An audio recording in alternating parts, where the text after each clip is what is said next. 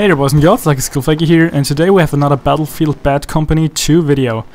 And I'm not only going to talk about Bad Company 2, but also a little bit about Battlefield 3 and Battlefield 4.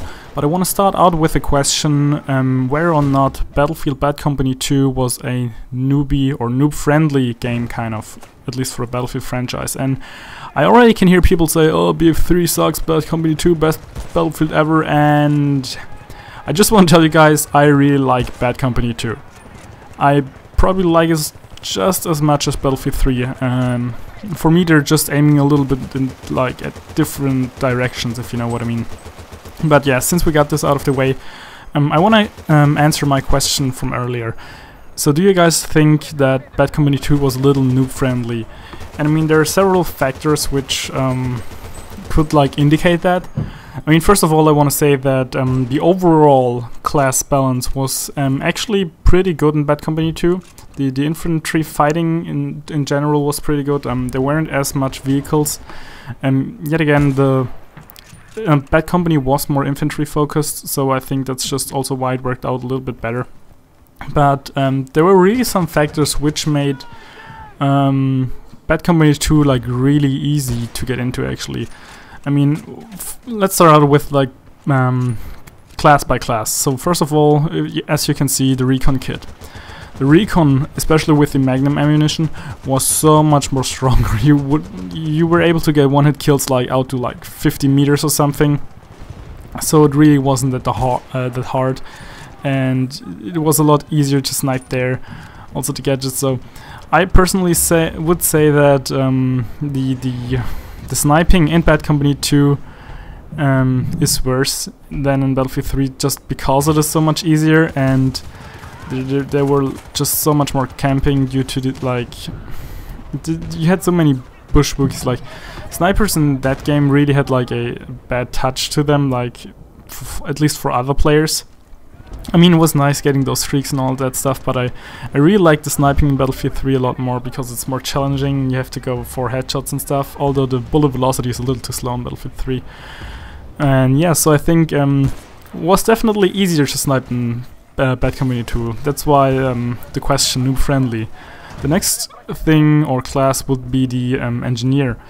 And I'm referring to the, what's it called, the AT4 Carl Gustav, which was so OP. Like all the explosives in Bad Company 2 were so over the top. Like the splash damage was so high. Like literally there explosions everywhere. It was so easy to kill someone with some sort of explosion. And for those of you who have not played Bad Company 2, the Carl Gustav was a rocket launcher, which was like a cornet launcher from Battlefield 3. So you were like aiming at different points, and that's where the rocket or the missile would actually fly to. And that's how the Carl Gustav was in Bad Company 2, but with a little, well, you have to imagine it like with 3 times the power of a normal RPG or small. So it really was that strong, and people would just fly all over the place. And then yet again, the assault kit. And I will compare this to Battlefield 3 in a second, but giving the ammo pack to the grenade launcher people resulted in throwing nade using grenade launcher, throwing nade using grenade launcher. And since explosives were already way too strong, it was a little annoying to get killed by noobtubes all the time. So I think you could almost refer to Bad Company 2 as the Modern Warfare 2 of the Battlefield franchise. And again, I'm not saying this in a negative way. It's like it was more of a fun shooter, if you know what I mean. Like it was a little bit more casual, probably, or more arcadey. I don't know.